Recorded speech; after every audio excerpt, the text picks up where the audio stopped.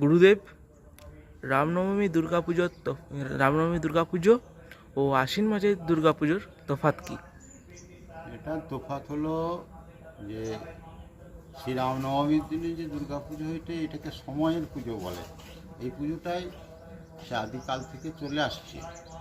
পরে ত্রেতা যুগে শ্রী রামচন্দ্র যখন রাবণকে বধ করার জন্যে আবার দুর্গাপুজো করলেন, সেটা অসময়ের দুর্গাপুজো বলে।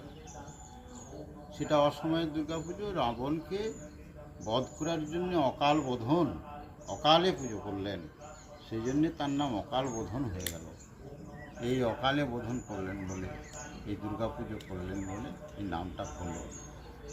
আর চৈত্র মাসে দুর্গাপুজোকে বাসন্তী পূজাও বলে। হ্যাঁ, বসন্তকালে হয়েছিল বলে এই সময়টাকে বাসন্তী পূজা বলে, মা দুর্গার বাসন্তী।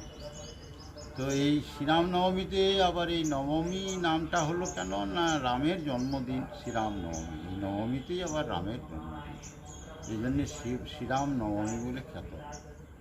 হ্যাঁ, এই সংক্ষেপে বললাম।